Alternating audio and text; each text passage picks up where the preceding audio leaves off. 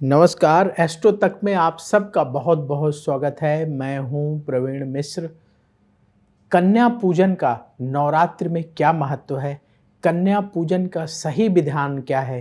कैसे आप कन्या पूजन करें ताकि आपको माँ दुर्गा का विशेष आशीर्वाद प्राप्त हो, आपकी मनोकामना पूर्ण हो?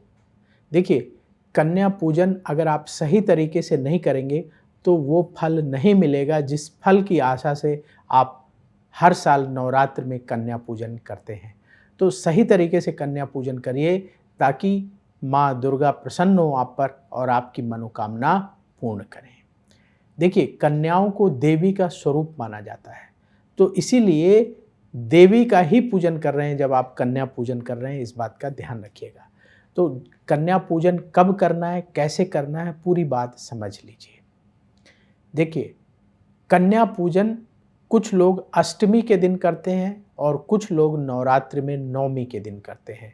तो नवरात्रि में अष्टमी के दिन या नवमी के दिन जो भी आपके परिवार में परंपरा है, उस परंपरा के अनुसार कन्या पूजन करिए।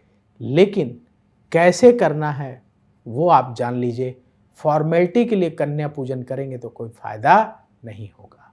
कन्याओं को देवी का स्वरूप मान करके पूजन करना है। तो कैसे करना है? मान लीजिए आपने तय कर लिया कि अष्टमी को करना है या नवमी को करना है, तो जिस दिन भी आपको कन्या पूजन करना है उस दिन पहले से तैयारी कर लीजिए। सबसे पहले सुबह जल्दी उठ जाइए, ब्रह्म मुहूर्त में उठ जाएं और स्नान कर लें और अपने घर के मंदिर की अच्छे तरीके से सफाई करें। अपने घर की सफाई एक रात पहले ही कर लीजिएगा। यानी मान लीजिए अष्टमी को कर रहे हैं तो अष्टमी की देर रात पूरी घर की अच्छे से सफाई कर लें। सुबह जो थोड़ी बहुत बच जाए उसकी सफाई करके फिर स्नान कर लें और मंदिर की सफाई स्नान करने के बाद करें। तो सबसे पहला काम तो ये है कि सफाई होनी चाहिए पूरे घर की और पूरे मंदिर की। इसके बाद अपने घर के मंदिर में एक घी का दीपक जला दीजिए। जब आप अपने मंदिर की सफाई कर लें, सब तैयारी करें तो तैयारी करते समय एक घी का दीपक जला करके रख दीजिए और सुगंधित धूप जला दें। इसके बाद आप माता रानी का पूरा श्रृंगार करिए। जैसे आप प्रतिदिन करते हैं, आप अपने घर में पूजन करते हैं तो श्रृंगार करिए और जो पूजा की सामग्री आप लेकर आए हैं, माता रानी को प्रतिदिन चढ़ाते हैं, वो चढ़ाइए। जैसे सबसे पहले क्या करना है आपको कि गंगा जल से स्नान कराइए माता रानी का। अगर आपने चित्र रखा है या छोटी सी मूर्ति रखी है, सबसे पहले गंगा जल से स्नान कराइए, फिर तिलक लगाइए, अक्षत अर्पित करिए, लाल रंग का पुष्प अर्पित करिए और इसके बाद माता रानी को कुछ विशेष सामग्री अवश्य अर्पित करें, जैसे पान, सुपारी और नारियल।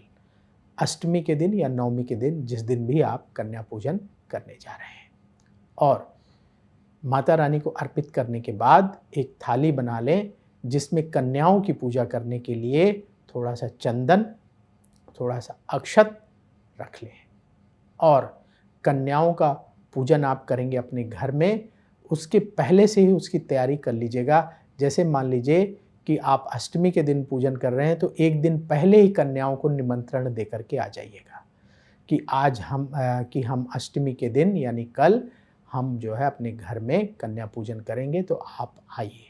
तो उनके घर परिवार वालों को बता करके आइएगा। घर परिवार वालों से निवेदन करिएगा कि वो कन्याओं को आपके घर पहुंचा दें और समय निर्धारित कर लीजिए कितने बजे कन्या पूजन करना है। सुबह सुबह कन्या पूजन करना अति उत्तम होता है। तो पहले निमंत्रण दे आएँ एक दिन पहले और जो आपने निर्धारित समय तय किया है उसके पहले अपने घर में सब तैयारी कर लें।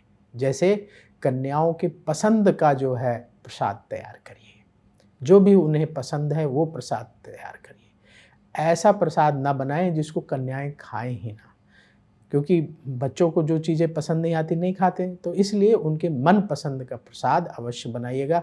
आप भोग लगाने के लिए अपने परिवार की परंपरा के अनुसार जो बनाते हैं वो तो बनाइए ही, वो भी थोड़ा थोड़ा उन्हें दीजिए, एक एक चम्मच। लेकिन जो उन्हें पसंद है वो ज़रूर अवश्य बनाइए, जिससे कन्याएं आपके घर में प्रसन्न होकर के प्रसाद पा करके जाएँ। तो उनके पसंद का पहले से ही प्रसाद तैयार कर लें, माता रानी को भोग लगा लें और रख लें और कन्याओं का जब आगमन का समय हो जाए तो उसके पहले ही आप अपने घर में माता रानी का पूजन कर लेंगे, माता रानी की आरती कर लेंगे, जो प्रसाद माता रानी को अर्पित करना है वो अर्पित करके भोग लगा के रख लेंगे और फिर कन्याओं के जो भोजन है उसमें थोड़ा थोड़ा मिला दीजिएगा उसको। इसके बाद जब कन्याएं आपके घर आ जाएं, बड़े प्रेम से ऐसे स्वागत करिए कि जैसे आपने देवी का स्वागत करना है। बिल्कुल ऐसा मानिए कि देवी आपके घर आई हैं। तो कन्याओं को बड़े प्रेम से अपने घर बुलाएं। सबसे पहले कन्याओं के पैर धोना है। पैर धोने की विधि क्या है? साफ पानी ले लें और उसमें थोड़ा सा गंगा जल मिला लें और बड़े प्रेम से एक पीढ़ा रखें लकड़ी का, उसमें कन्याओं का पैर रखें और फिर जो है एक आदमी जल गिराता जाए और दूसरा जो है उनके पैर धोता जाए। तो पति पत्नी है तो कोई भी पति या पत्नी में से एक जल डालें और एक जो है उनके पैर को अच्छे तरीके से धोएं, फिर तौलिए से पोंछें। इसी क्रम से मान लीजिए आपने 9 कन्याओं को बुलाया है तो 9 कन्याओं का पैर प्रक्षालन करें। फिर इसके बाद उन्हें उचित आसन पर बैठाएं और तिलक लगाएं। कुमकुम का तिलक लगा सकते हैं। इसके बाद पुष्प की माला पहनाइए या थोड़ा सा पुष्प ऐसे अर्पित कर दीजिए और इसके बाद कन्याओं की आरती करें।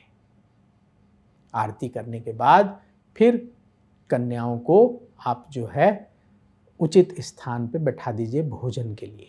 और भोजन में जो प्रसाद आपने माता रानी को बनाया है एक एक चम्मच वो भी देना है और जो कन्याओं के पसंद का प्रसाद है वो थोड़ा उन्हें ज़्यादा देना है ताकि वो उसे अच्छे तरीके से पा सकें। प्रेम पूर्वक उन्हें जो है प्रसाद पवाएं, भोजन कराएं। इसके बाद कन्याओं को उनके काम आने वाली चीज़ें उपहार में दें। इसीलिए हमने कहा कि पहले से आप जो है व्यवस्था करके रख लीजिएगा कि आपको कन्याओं को क्या उपहार में देना है। तो जो उनके काम आने वाली चीज़ें होती हैं वो आप उन्हें उपहार में दे सकते हैं। जैसे क्या दे सकते हैं? कन्याओं को जो उनके पढ़ाई में काम आ सकती हैं, जैसे पेंसिल है, पेन है, नोटबुक है, वो दे सकते हैं। और चुनरी आप अवश्य कन्याओं को उड़ाइए क्योंकि माता जी का स्वरूप आप मान के चल रहे हैं, तो चुनरी दे दीजिए। और उनके पढ़ाई से संबंधित और जो चीज़ें आपको लग रहा कि कोई विशेष किताब है जो उनके काम आ सकती है वो किताब दे सकते हैं। कुछ दक्षिणा दे सकते हैं और श्रृंगार की सामग्री दे सकते हैं। तो जो आपके परिवार में परंपरा हो उस हिसाब से चीज़ें दीजिएगा। सभी से निवेदन है कि आजकल प्लास्टिक के ऐसे डिब्बे चले हैं जिनमें लोग प्रसाद भर करके कन्याओं को देते हैं, लेकिन वो प्लास्टिक इतना ख़राब होता है कि उसमें अगर कोई भोजन करेगा तो उसको नुकसान होगा। ऐसे प्लास्टिक के डब्बों में कन्याओं को भोजन ना दें। बहुत सारे लोग अपने घर कन्याओं को बुलाते हैं, प्लास्टिक का टिफ़िन लेके आते हैं। आजकल बाज़ार में बड़े सस्ते सस्ते मिलने लगे, उसमें हलवा, पूरी, चना भर करके और दक्षिणा दे के पकड़ा देते हैं और जैसे उस बर्तन में प्रसाद गया खाने लायक नहीं रह जाता क्योंकि वो बहुत ही ख़राब क्वालिटी का प्लास्टिक होता है। तो ऐसी उसमें भोजन मत दीजिएगा। अगर आपने उसमें भोजन दिया और कन्याओं ने भोजन किया या किसी और ने भी भोजन किया और उससे उसको नुकसान हुआ तो आपको पुण्य नहीं मिलेगा। तो आप जो है उन्हें अपने घर में बैठा करके बढ़िया शुद्ध पत्तल में भोजन कराइएगा जो उनके मनपसंद का हो। फिर उन्हें पेन, पेंसिल, नोटबुक, किताब जो संभव हो, आप जो उचित हो आपके हिसाब से, जो आपके बजट में अलाउ करे, उस तरीके की सामग्री भोजन के बाद उन्हें उपहार में दें। फिर उन्हें प्रणाम करें और उनके घर उन्हें पहुंचाएं। जिन कन्याओं को आपने बुलाया है यथासम्मान उनके घर तक पहुंचाने की जिम्मेदारी आपकी है। तो उनके घर तक उन्हें यथासम्मान पहुंचाएं और माँ दुर्गा को प्रणाम करके प्रार्थना करें कि हमारी जितनी सामर्थ्य थी, जितनी समझ थी, उसके हिसाब से हमने पूजन किया और कृपया हमारी पूजा को स्वीकार करिए, हमारी कन्या पूजन को स्वीकार करिए और जो कुछ भी हमसे गलती हुई हो उसके लिए हमें क्षमा करिए। तो इस तरीके से आप धैर्य से पूरे मन से कन्या पूजन करें। बहुत शॉर्टकट ना अपनाएं, बहुत जल्दबाजी ना दिखाएं, प्रेम पूर्वक कन्या पूजन करें तो माँ दुर्गा का विशेष आशीर्वाद आपको अवश्य प्राप्त होगा। तो आप सबकी मनोकामनाएं पूर्ण हो, माँ दुर्गा आप पर विशेष कृपा करें, ऐसी हम प्रार्थना करते हैं। बोलिए जय माँ दुर्गे। अगर आप मुझसे जुड़ करके अपनी समस्याओं का समाधान चाहते हैं और चाहते हैं कि आपकी समस्याओं को ज्योतिष के माध्यम से सुलझाया जाए, तो आप हमसे संपर्क कर सकते हैं, जुड़ सकते हैं एस्ट्रो तक पर।